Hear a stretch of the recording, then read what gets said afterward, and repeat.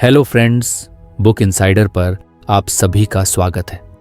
आज हम बात करने वाले हैं the art of being brilliant by Andrew Cope and Andy Whitaker book के बारे में। कमल एक साधारण सा लड़का जो किसी छोटे शहर में रहता था। उसकी जिंदगी भी एकदम नॉर्मल थी, बस सुबह ऑफिस जाना, शाम को वापस आकर टीवी देखना और फिर सो जाना। लेकिन उसकी जिंदगी में एक्साइटमेंट नाम की कोई चीज़ नहीं थी। उसे हमेशा ऐसा लगता था कि उसकी जिंदगी में कुछ मिसिंग है, पर वो समझ नहीं पाता था कि वो कुछ आखिर है क्या। एक दिन कमल ऑफिस से लौटते वक्त रास्ते में एक छोटी सी बुक स्टोर में घुस गया। उसे किताबें पढ़ने का ज्यादा शौक तो नहीं था, पर उस दिन कुछ अलग सा करने का मन हुआ। दुकान के कोने में एक किताब पड़ी थी, the art of being brilliant. उसे इस किताब का नाम कुछ इंटरेस्टिंग लगा। उसने किताब उठाई, कुछ पन्ने पलटे और सोचा कि क्यों ना इसे पढ़ा जाए। उसने बिना ज्यादा सोचे किताब खरीद ली। रात को खाना खाने के बाद उसने किताब पढ़ना शुरू किया। पहले पन्ने पर एक लाइन ने उसे रोक लिया, आपके विचार आपकी वास्तविकता को आकार देते हैं। उसने सोचा, अरे ये तो बड़ी डीप बात लिखी है, लेकिन क्या ये सच में पॉसिबल है? फिर उसने पढ़ना जारी रखा। किताब का पहला लेसन था, एक सकारात्मक दृष्टिकोण को स्वीकार करें। इसमें लिखा था कि पॉजिटिविटी कोई नेचुरल गिफ्ट नहीं होती, ये एक चॉइस है। अगर इंसान अपनी सोच को सही दिशा में चैनलाइज करे तो जिंदगी बदल सकती है। कमल ने यह पढ़ा और 1 मिनट के लिए रुक गया। उसे याद आया कि हाल ही में ऑफिस में उसका प्रमोशन नहीं हुआ था और तब से वो हर चीज में नेगेटिविटी ढूंढने लगा था। उसकी सोच थी कि सारी प्रॉब्लम्स सिर्फ मेरी लाइफ में ही आती हैं। लेकिन अब इस किताब ने उसकी सोच को कुछ झकझोर दिया। किताब में एक और बात लिखी थी, focus on solutions not problems. Kamal ने खुद से पूछा, मैं हमेशा प्रॉब्लम्स के बारे में क्यों सोचता हूं? क्या कभी सॉल्यूशंस के बारे में भी सोचा है? उसने तुरंत अपने फोन में नोट्स खोलकर लिख लिया, कल मैं सॉल्यूशंस पर फोकस करूंगा। अगले दिन कमल ने अपना दिन पॉजिटिविटी के साथ शुरू किया। जब वो ऑफिस पहुंचा तो उसने नोटिस किया कि उसका एक कॉलीग हमेशा चीयरफुल रहता है, चाहे कुछ भी हो जाए।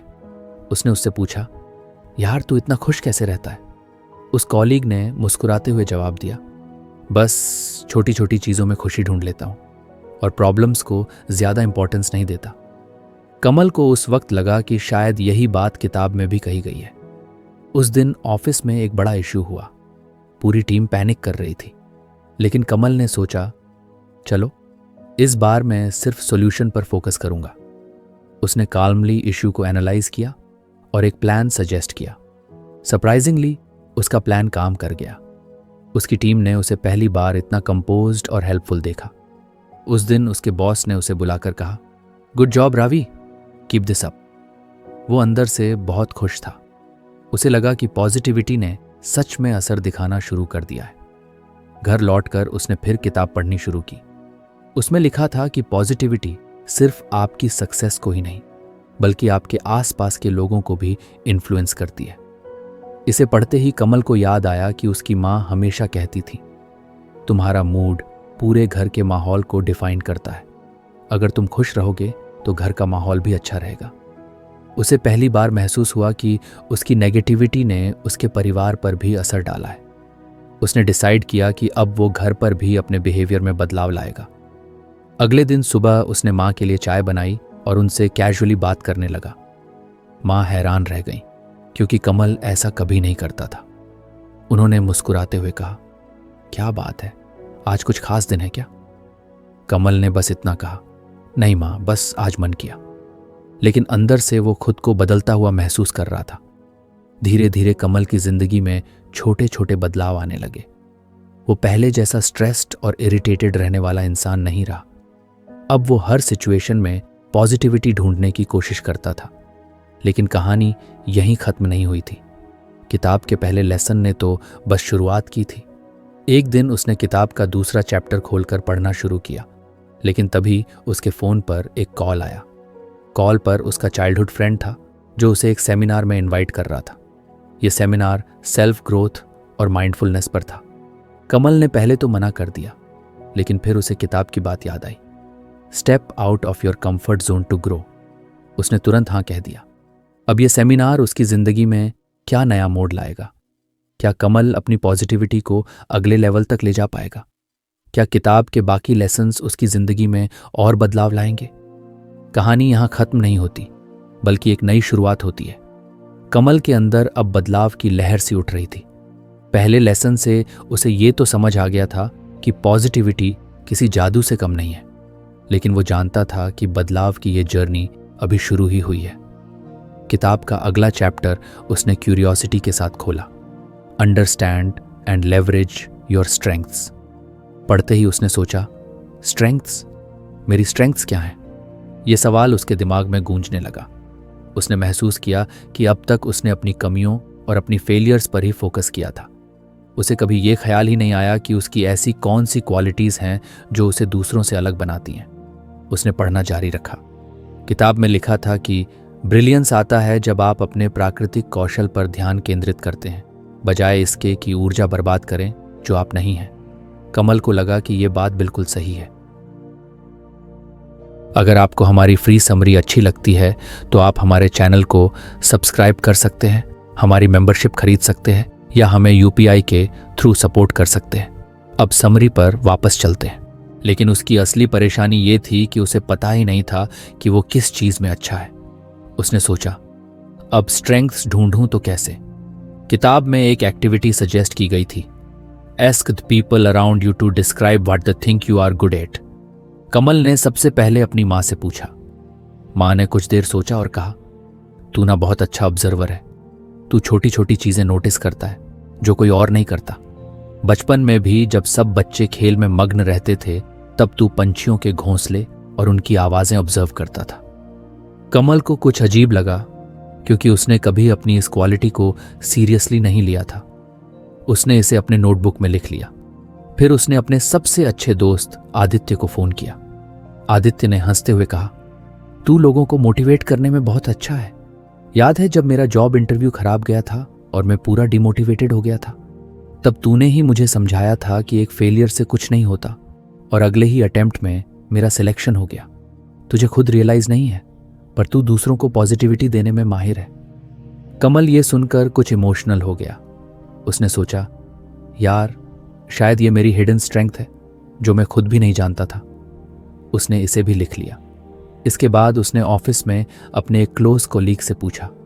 वो बोला, तू प्रॉब्लम्स को लॉजिकली एनालाइज करता है। जब भी कोई मुश्किल आती है तू सबसे काल्म रहता है और प्रैक्टिकल सॉल्यूशंस ढूंढता है। ये स्किल हर किसी में नहीं होती। 3 अलग अलग पर्सपेक्टिव्स सुनकर कमल को ऐसा लगने लगा जैसे पजल के टुकड़े धीरे धीरे जुड़ रहे हैं। उसने महसूस किया कि स्ट्रेंथ्स ढूंढना कोई रॉकेट साइंस नहीं है। ये वो क्वालिटीज़ हैं जो हम नेचुरली करते हैं और जो दूसरों को भी दिखाई देती हैं। उस रात उसने किताब का अगला हिस्सा पढ़ा। उसमें लिखा था कि एक बार जब आप अपनी ताकतों को पहचान लेते हैं तो अपने लक्ष्यों और गतिविधियों को उनसे मेल खाना शुरू करें। कमल ने सोचा, लेकिन मैं अपनी स्ट्रेंथ्स का यूज़ कैसे करूं? किताब में एक और बात लिखी थी, don't try to be good at everything, be exceptional at what you're naturally good at. ये पढ़कर उसे याद आया कि ऑफिस में वो अक्सर खुद को दूसरों से कंपेयर करता था। उसे लगता था कि वो टेक्निकल स्किल्स में उतना अच्छा नहीं है जितना उसके कुछ कॉलीग्स। लेकिन अब उसे समझ आया कि शायद वो किसी और फील्ड में एक्सेल कर सकता है जहां उसकी स्ट्रेंथ्स काम आए। अगले दिन ऑफिस में एक नया प्रोजेक्ट असाइन किया गया। ये प्रोजेक्ट एक प्रेजेंटेशन पर था जिसमें टीम को क्लाइंट्स के साथ उनकी समस्याओं पर डिस्कशन करना था। कमल को पहली बार ऐसा लगा कि यह काम उसकी स्ट्रेंथ्स से जुड़ा हुआ है, ऑब्जर्व करना, काल्मली सॉल्यूशंस देना और मोटिवेट करना। उसने इस प्रोजेक्ट को कॉन्फिडेंटली लीड करने का फैसला किया। जब उसने प्रेजेंटेशन पर काम करना शुरू किया तो उसने अपनी ऑब्जर्वेशन स्किल्स का इस्तेमाल करके क्लाइंट्स की छोटी छोटी नीड्स को नोट किया। उसने पूरी टीम को एनकरेज किया कि वो सिर्फ प्रॉब्लम्स पर नहीं बल्कि सॉल्यूशंस पर फोकस करें। प्रेजेंटेशन के दिन कमल का कॉन्फिडेंस देखने लायक था। उसकी काल्मनेस और लॉजिकल अप्रोच ने न सिर्फ क्लाइंट्स को इम्प्रेस किया बल्कि उसकी टीम के मेंबर्स भी उसकी तारीफ करने लगे। बॉस ने भी उसे पर्सनली अप्रिशिएट किया और कहा, this is exactly what leadership looks like. उस दिन घर लौटते वक्त कमल को अंदर से एक अलग खुशी महसूस हो रही थी।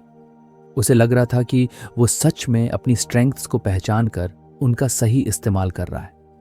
उसने खुद से वादा किया कि अब वो कभी खुद को किसी और से कंपेयर नहीं करेगा। वो अपनी स्ट्रेंथ्स पर ही काम करेगा और उन्हें और बेहतर बनाएगा। रात को उसने फिर किताब खोली। उसमें एक और पॉइंट लिखा था, don't wait for opportunities, create them using your strengths. Kamal को लगा कि वो अब तक सिर्फ अपॉर्चुनिटीज के आने का इंतजार कर रहा था। उसने सोचा, अगर मुझे अपनी स्ट्रेंथ्स पर भरोसा है तो क्यों ना खुद कुछ ऐसा इनिशिएटिव लूं जिससे मेरी ग्रोथ हो। उसने डिसाइड किया कि वो अपने ऑफिस में एक मोटिवेशन एंड ग्रोथ क्लब शुरू करेगा, जहां लोग अपनी प्रॉब्लम्स डिस्कस कर सकें और वो उन्हें प्रैक्टिकल सॉल्यूशंस और पॉजिटिविटी की तरफ गाइड करेगा। उसने अगले ही दिन अपनी टीम के सामने ये आइडिया रखा। कुछ लोग स्केप्टिकल थे, लेकिन कई लोगों ने इस इनिशिएटिव को सपोर्ट किया। कुछ ही हफ्तों में ये क्लब काफ़ी पॉपुलर हो गया। कमल ने इसमें अपनी मोटिवेशनल स्किल्स और लॉजिकल प्रॉब्लम सॉल्विंग एबिलिटीज़ का भरपूर इस्तेमाल किया। जो लोग पहले अपने काम से फ्रस्ट्रेटेड रहते थे, वो अब इंस्पायर्ड महसूस करने लगे थे। कमल को अंदर से ऐसा लगने लगा जैसे वो सच में अपनी ब्रिलियंस की तरफ बढ़ रहा है। इस पूरी जर्नी में कमल को एक और बात समझ आई, स्ट्रेंथ सिर्फ करियर तक सीमित नहीं है, वो आपकी पर्सनल लाइफ में भी इक्वली इंपॉर्टेंट होती हैं। उसने अपनी ऑब्जर्वेशन स्किल्स को यूज करके अपने परिवार के साथ रिलेशनशिप्स को भी बेहतर बनाया। अब वो अपने माता पिता की छोटी छोटी नीड्स को पहले से ज्यादा समझने लगा था। कहानी यहां भी खत्म नहीं होती।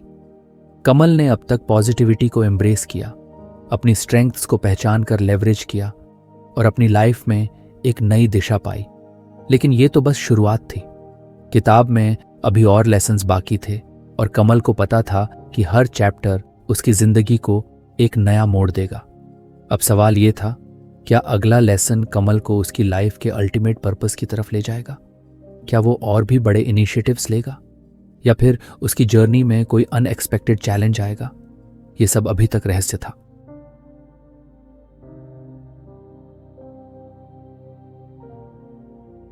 कमल की जिंदगी अब पहले जैसी नहीं रही थी। The art of being brilliant की सीखों ने उसकी सोच को पूरी तरह बदल दिया था। हर नया लेसन उसे खुद के बारे में कुछ नया सिखा रहा था। अब पॉजिटिविटी और अपनी स्ट्रेंथ्स को पहचानने के बाद वो अपनी जिंदगी में और भी क्लैरिटी महसूस कर रहा था। लेकिन किताब के अगले चैप्टर ने उसकी क्यूरियोसिटी को और बढ़ा दिया। अगला लेसन था कल्टीवेट इमोशनल इंटेलिजेंस। रात को उसने आराम से बैठकर यह चैप्टर पढ़ना शुरू किया। पहले ही पैराग्राफ ने उसे सोचने पर मजबूर कर दिया। उसमें लिखा था, emotional intelligence is not just about understanding your emotions but also about managing them in a way that benefits you and those around you. Kamal ने एक पल रुक कर खुद से पूछा, क्या मैं अपनी इमोशंस को समझता हूं? क्या मैं उन्हें कंट्रोल कर पाता हूं? उसने तुरंत अपने पास्ट को याद करना शुरू किया। कई बार ऐसा हुआ था कि जब वो गुस्से में होता था तो अनजाने में ही दूसरों को हर्ट कर देता था।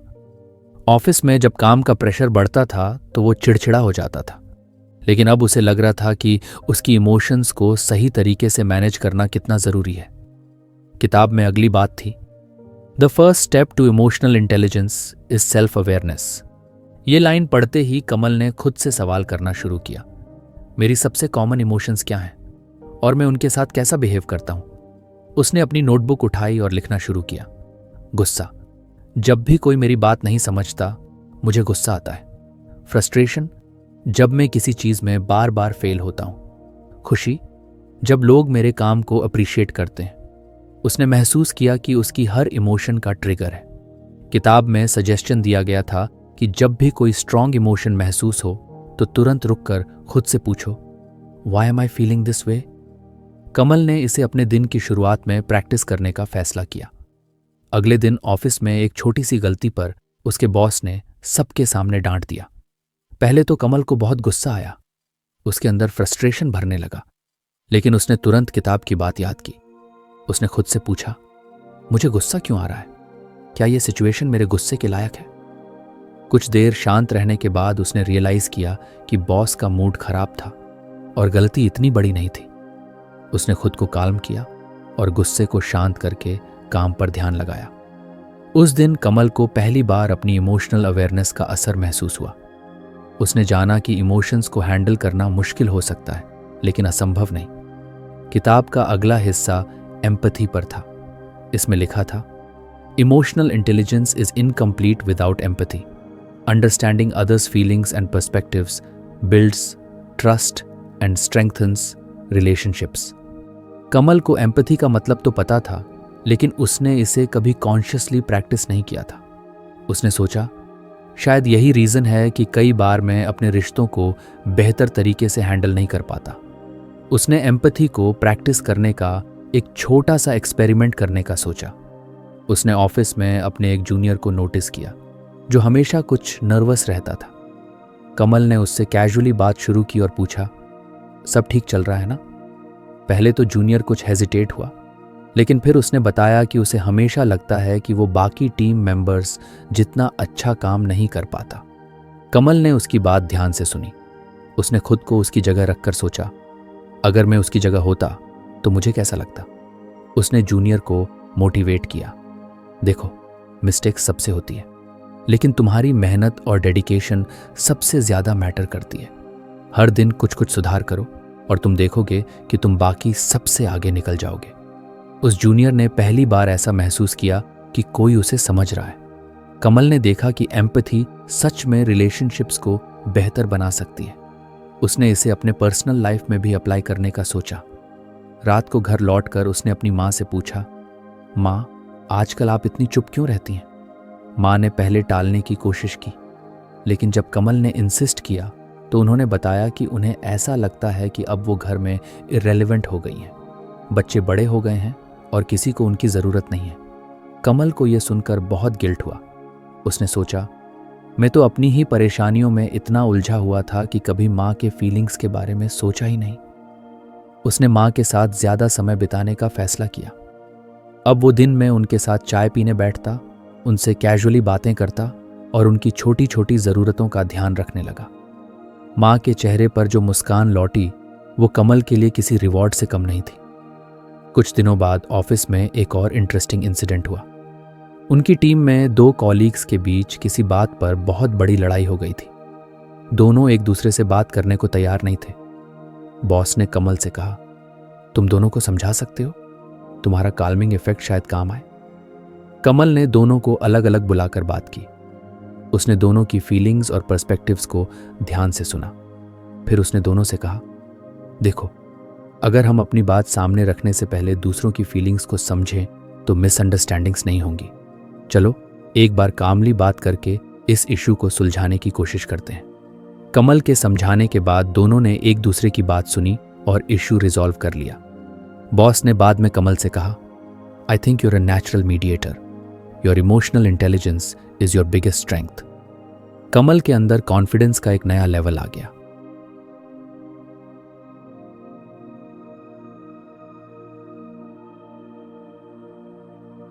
उसे अब यह समझ आ रहा था कि इमोशनल इंटेलिजेंस सिर्फ पर्सनल रिलेशनशिप्स तक सीमित नहीं है, ये प्रोफेशनल लाइफ में भी इक्वली इंपॉर्टेंट है। रात को उसने किताब का आखिरी हिस्सा पढ़ा। उसमें लिखा था, improving your emotional intelligence is a life long journey.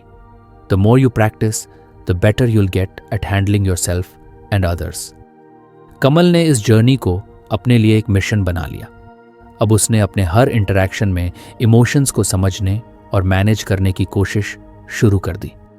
उसने महसूस किया कि जब आप अपने इमोशंस को कंट्रोल करना सीख जाते हैं तो जिंदगी में चीज़ें अपने आप आसान लगने लगती हैं।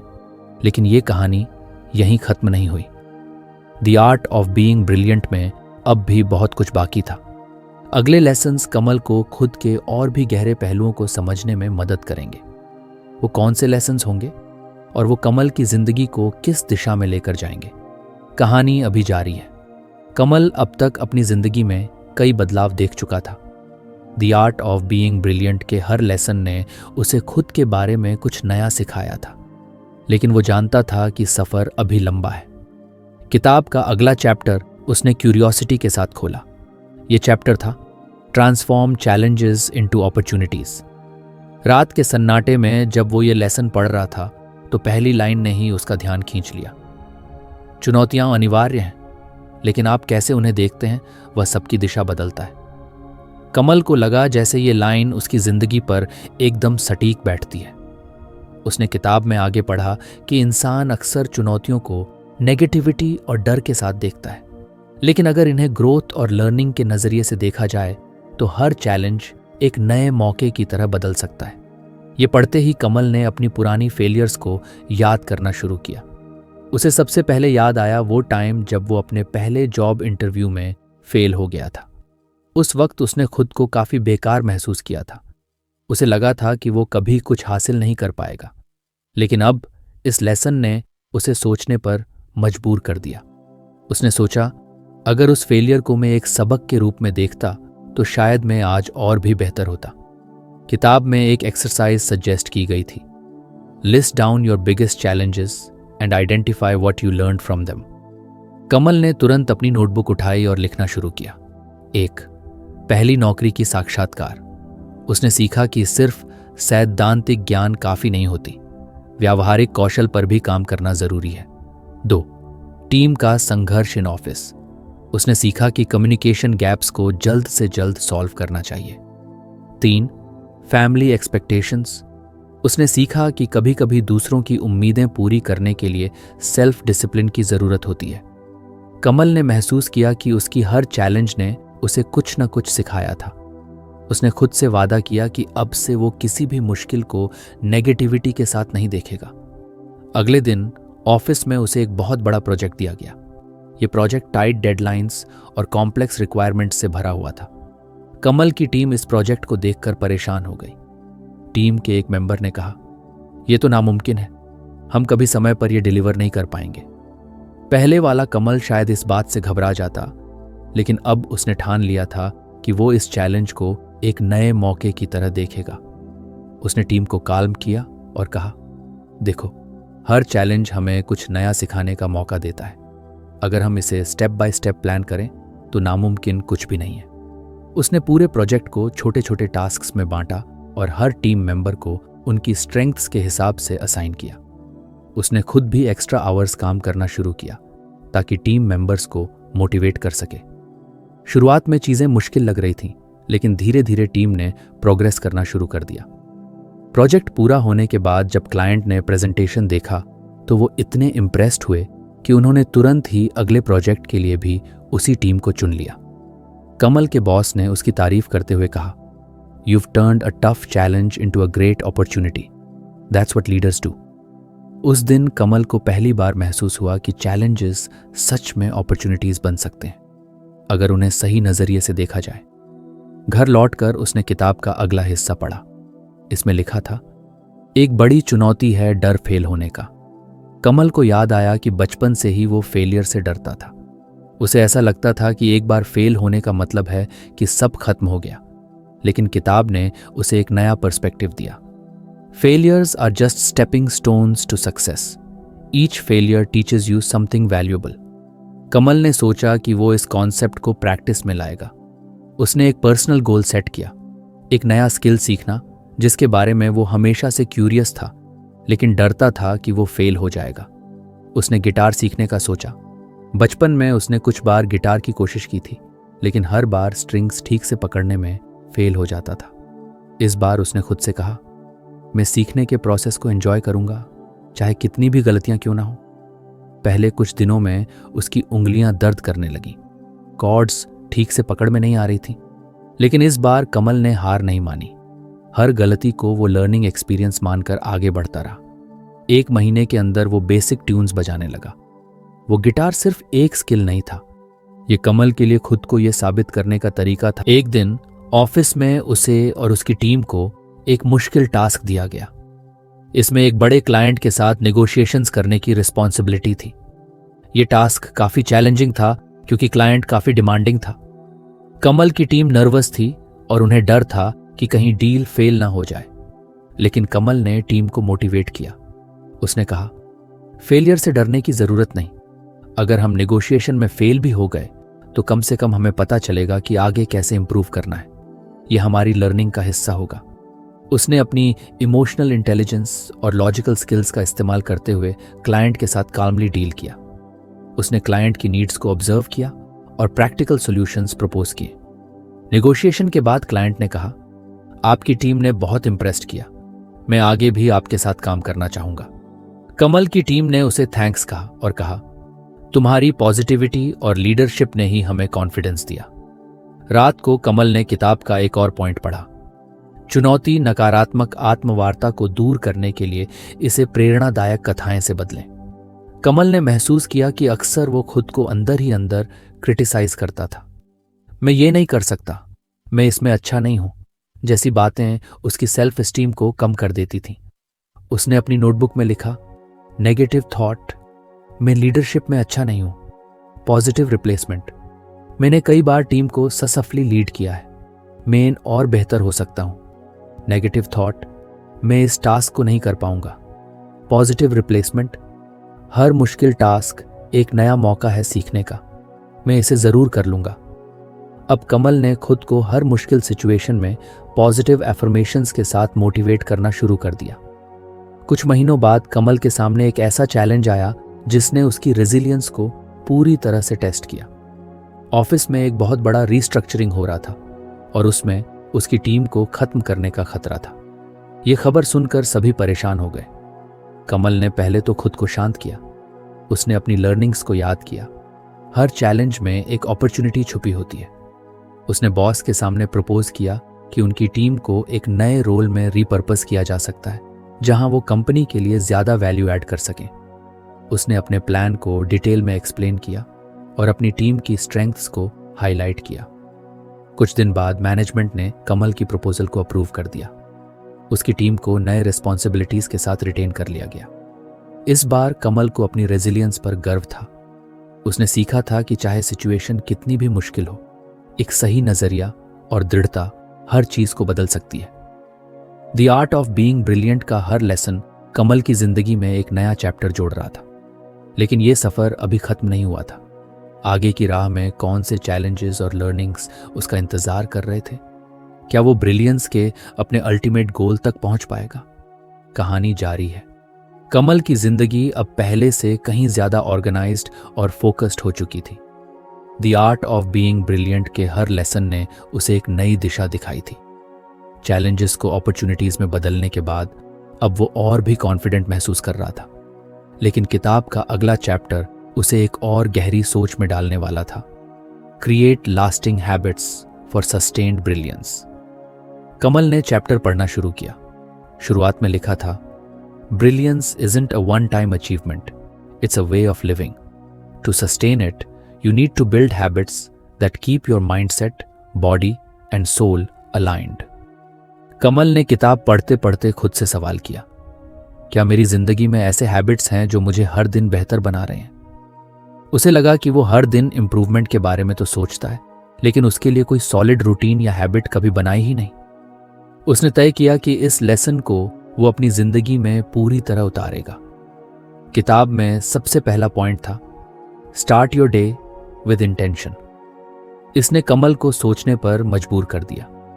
उसकी सुबह अक्सर रश्ड होती थी, जल्दी उठना, बिना प्लान के काम करना और बस हर चीज को पूरा करने की जल्दी। उसने किताब में लिखा देखा कि दिन की शुरुआत कैसे आपकी पूरी एनर्जी और माइंड सेट को सेट करती है। अगले ही दिन कमल ने सुबह जल्दी उठने का फैसला किया। उसने अलार्म को 6 बजे सेट किया और सोने से पहले तय किया कि वो सुबह सबसे पहले ग्रैटिट्यूड जर्नल लिखेगा। जब अलार्म बजा तो पहले तो उसे उठने में दिक्कत हुई, लेकिन फिर उसने खुद को याद दिलाया कि ब्रिलियंस की ओर ये एक छोटा कदम है। कमल ने अपनी नोटबुक निकाली और लिखा, मैं थैंकफुल हूं कि मेरे पास एक सपोर्टिव फैमिली है। मैं थैंकफुल हूं कि मुझे एक ऐसा जॉब मिला है जिसमें मैं ग्रो कर सकता हूं। मैं थैंकफुल हूं कि मैं अपनी हेल्थ पर काम कर रहा हूं। ये 3 सिंपल पॉइंट्स लिखने के बाद उसने महसूस किया कि उसकी मॉर्निंग की शुरुआत बहुत पीसफुल और पॉजिटिव हो गई थी। उसने सोचा, ये छोटी सी हैबिट अगर हर दिन करूं तो शायद मेरी सोच में और भी पॉजिटिविटी आ जाएगी। किताब का अगला पॉइंट था, प्रैक्टिस माइंडफुलनेस। इसमें लिखा था कि जब हम दिन भर की भाग दौड़ में उलझे रहते हैं तो हमारा दिमाग क्लटर्ड हो जाता है। माइंडफुलनेस हमें अपने प्रेजेंट मोमेंट पर फोकस करना सिखाता है। कमल ने यह कॉन्सेप्ट पहले सुना था, लेकिन इसे कभी प्रैक्टिस नहीं किया था। उसने अगले दिन से एक छोटा एक्सपेरिमेंट शुरू किया। उसने डिसाइड किया कि हर दिन काम शुरू करने से पहले वो 10 मिनट के लिए सिर्फ डीप ब्रीदिंग करेगा और अपने थॉट्स को ऑब्जर्व करेगा।